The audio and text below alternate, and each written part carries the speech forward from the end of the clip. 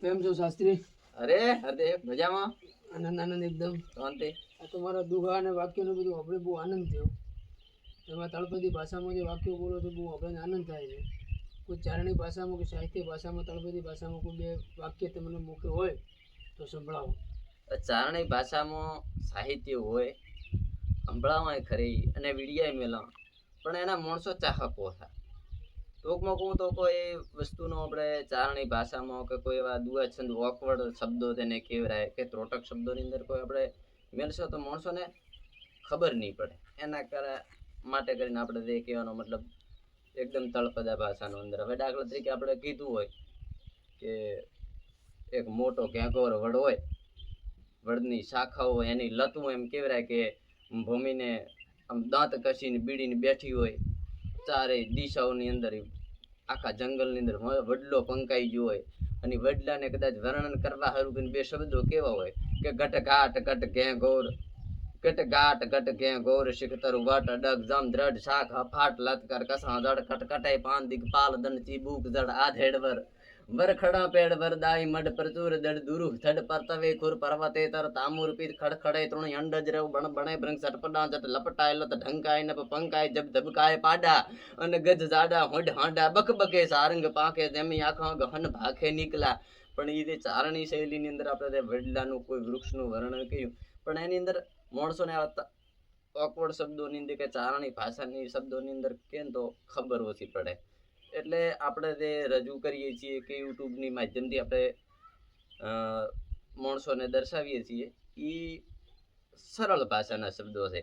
કારણ કે અત્યારની દુનિયા બધી છે કે નહીં એ સારા શબ્દો શું કહેવા માંગે છે તે મતલબ નથી. એની અંદરની રચના, એની ગણના અને એનો કહેવાનો ભાવાર્થ શું છે. જેમ કે આપણે એક દુહાની અંદર તમને કહું કે વાતમાં હોય વિવાદ, વાતમાં હોય વિવાદ તો વાયરાની જેમ ફેલાય પણ કાને ધરે નહીં કોઈ એ કામનું કીધેલ નીકળા. વાતમાં કોઈ વિવાદ હોય, કોઈની મજાક મશ્કરી કરવી હોય કે કોઈના અપવાદમાં કોઈ આપણે બોલ્યા હોય ને તો એ વાત છે ને એ ફેલાઈ જાય. પણ કામનું કીધેલ આપણે મોટા મોટા ચારણી સાહિત્યો કોઈ કલાકારોએ સારા કોમના જાણીતા એવા દુઆ છંદ કીધા હોય કે તમને જિંદગીની અંદર તમારા કોમ આવે પણ એનાથી કોઈ મતલબ નહીં. એમ કોમનું વસ્તુ કહો તો એનાથી કોઈ કોને ધરે નહીં. એટલે કે વાતમાં હોય વિવાદ તો વાયરાની જેમ ફેલાય પણ કાને ધરીની કોઈ કામનું કીધેલ નીકળા. કે ભલે ભલામણ એની ભાષા ભલે, ભલે ભલામણ એની ભાષા ભલે. આ એક આપણે માણસોને કહેવાનો મતલબ અમુક જે દુનિયામાં એવા અપવાદરૂપ ઉપર માણસ હોય ને એના માટે કરીને કીધું છે કે ભલે ભલામણ એની ભાષા ભલે અને ભલા ભલા ભાષણ. ભલે ભલામણ એની ભાષા ભલે ભલા ભાષણ પણ ભલું થાય ની પારકું એને ભાનમાં રાખે નીકળા. એના કહેવાનો ભાવાર્થ હોય કે દુનિયાના ઘણા બધા માણસોને ભેગા કરીને સંમેલન કરીને બેઠો હોય કે માણસોને ઘણું બધું કહેતો હોય પણ એનો કહેવાનો ભાવાર્થ અને કરવાનો ભાવાર્થ આખો અલગ હોય. એ પાછું કહેતો હોય કે આપણું આમ કરો તો સમાજનું ભલું થશે, આમ કરો તો આપણું પોતાનું ભલું થશે, આપણા બધાનું ભલું થશે. પણ એની મનની ગણના એવી જ હોય કે આ કરવાથી પાડોશીનું સારું ન થાય. અંતરના આંતેડા આખા અલગ હોય, કહેવાનો મિનિંગ બધો અલગ હોય. અને બીજી વાત કરું તો કે મોજ મજા ને મશ્કરી મનોરંજન મનથી કરે. મોજ મજા ને મશ્કરી એ મનોરંજન મનથી કરે પણ જો એમાંય પરહિત પહેરી જાય તો એને માઠું લાગે નીકળા. માણસો આખો દી ફોન મચેડતા હોય, ટીવી જોતા હોય, ગમે એ કરતા હોય પણ તમે એમ કહો ભાઈ મારે યુટ્યુબ ઉપર કે ફલાણી ઇન્સ્ટાગ્રામ ઉપર મારી ચેનલ છે આને તું સબસ્ક્રાઈબ કર, લાઈક કર, ફલાણું કર, આનાથી તારો મારો બેનો ફાયદો. બધાના તેવા વિડીયા એવા જ તારા વિડીયા આવતા હોય પણ તોય તમારા વિડીયા નહીં તો એમાં શું પરહિત પહેરી જો તમારું ભલું થાય પણ તો એ ફટ દઈને એને કોઈ લેવા દેવા નહીં. માણસોને પરહિત ન પહેરી જાય એને ખાસ અમુક માણસો ધ્યાન રાખે. બધાના માટે નથી કીધું, અમુક માણસો માટે કરીને કીધું છે કે એરું વરવું ને ઝોંઝરું વટથી વાતું થાય. એરું વરવું ને ઝોંઝરું વટથી વાતું થાય પણ મનખના પેટની આબરૂ ભરે નહીં કોઈ નીકળા. એરું વરવું ને ઝોંઝરું વટથી વાતું થાય પણ મનખના પેટની આબરૂ ભરે નહીં કોઈ નીકળા. કારણ કે તું અત્યારે ને પંખીનો બાજ ન બને. આ તો સિંહનું બચ્ચું છે આ તો કાળિયો નાગ છે. વાતો બધી છે ને પ્રાણીઓની, પક્ષીઓની, જીવજંતુઓની. માણસ પોતે પોતાનું કોઈ ઉપદેશી કઈ કહેતો નથી. માણસની કોઈ આબરૂ નહીં. આબરૂ તમારે વધારે આબરૂ બને એટલે તમે એક પ્રાણી જેવા થઈ જાય, સિંહ જેવા. વાસ્તવમાં એ પ્રાણી જ છે.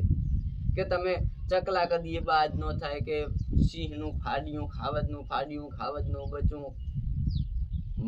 મનુષ્યની કે માણસની કોઈ મર્યાદા ભરતું નથી.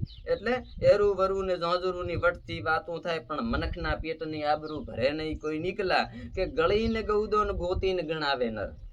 ગળીને ગૌદોન ગોતીને ગણાવે નર, પણ ઘેરને આપે દૂધ તો એને ધોકે ધોડાવે નીકળા. અત્યારે હમણાં ટૂંક સમયની અંદર ઉત્તરાયણ આવશે ને એટલે માણસો પૂળા લઈને બહાર દોડતા હોય.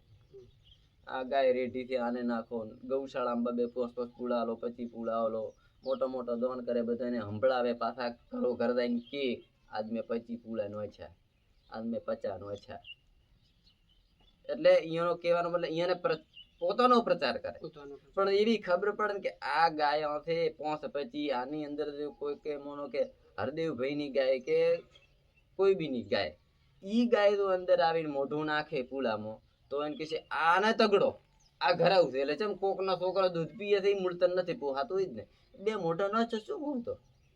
એટલે ગળીને ગૌદોન ગોતીને ગણાવે નર, પણ જો ઈ ગાય જો ઘેરને આપે દૂધ, ઈ ગાય જો ઘેરને આપે દૂધ તો એને ધોકે ધોડાવીને તો એને મારીને તગડી દેવાની.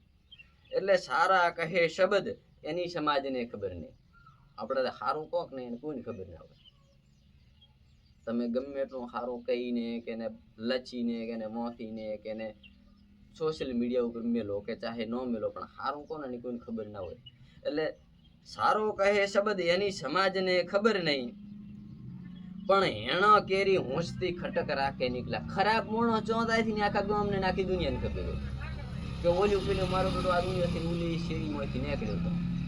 સારો મોણો સારું વસ્તુ કહી ગયું હોય કે સારું કોઈની ભલાઈની વાત કરી હોય તો એની કોઈ ખબર ના હોય.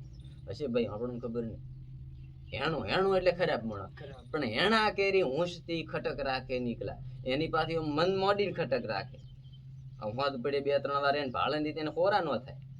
એટલે કે સારા કહે શબ્દ એની સમાજને ખબર નહીં, પણ હેણા કેરી હોંશથી ખટક રાખે નીકળા. સાચું કરે શેણા એની તાળી કોઈ પાડે નહીં. તમે ગમે એટલું સારું કામ કર્યું હોય એનું કોઈ મતલબ વેલ્યુ નહીં. સાચું કહે શેણા એટલે હારા માણસો. સાચું કહે શેણા એની તાળી કોઈ પાડે નહીં, પણ ગાળી બકે 1000 જોઈ ભૂલ કરે તો નીકળા. પણ જો કદીએ તો વર્ષે 12 મહિને 100 મહિને જો એની નાનકડી ભૂલ નીકળે આવડી કે તો એને આખું ગામ આખી દુનિયા તૂટી પડે. એને આ ક્યાં કરવાનું હતું ને આ ચા ફરણું આમ હતું ને આ ઢેકણું, પણ એને કામ હારા કર્યા ઈ કરો ને ભાઈ. ભૂલ તો થાય, માણસ માત્ર ભૂલ ને પાત્ર, ભૂલ વગર તો અત્યારે દુનિયા છે જ નહીં કાંઈ. એટલે સાચું કરે શેણા એની તાળી કોઈ પાડે નહીં, ગાળી બકે 1000 જોઈ ભૂલ કરે તો નીકળા. પશુ પણ પૂંછથી ઢાંકે આખું. આ પશુઓને પૂંછડી આલી છે, એ માછીઓ ઉડાડવા નથી આલે. એનું પરફેક્ટ રીઝન છે. માછી ઉડાડવા આલ્યો તો કાંધ ઉપર કે ઘોંભી ઉપર કે શેંગડા ઉપર મોટું પૂંછડું ભગવાન આલી કહેતા હતા કુદરત. આજુબાજુમાં ગમે અને 2-3 પૂંછડો આલો, બે હમણાં ને એને જોઈએ માટી ઘટતી હતી કે મારું બધું આટલું ઘટ્યું છે તમે નથી. પૂંછડું આલ્યું છે એના માટે કે પશુ પણ પૂંછથી ઢાંકે આખું અંગ. એનું જે ઇજ્જતનું આબરૂનું જે અંગ છે ને એને ઢાંકવા માટે જ કુદરતે આલ્યું છે. એટલે પશુ પણ પૂંછથી ઢાંકે આખું અંગ, મનક બતાવે ઢંગ ચીર ફાડીને નીકળ્યા. પશુ પણ પૂંછથી ઢાંકે આખું અંગ, મનક પણ બતાવે ઢંગ ઈ ચીર ફાડી નીકળ્યા. ચીર એટલે વસ્ત્ર. માણસો છે ને એટલે આપણે શું ફેશન માટે કરીને ગુડા ફાડીને આખો પેન્ટ સીવડાવ જીન્સનો, આ ફેશન આવી.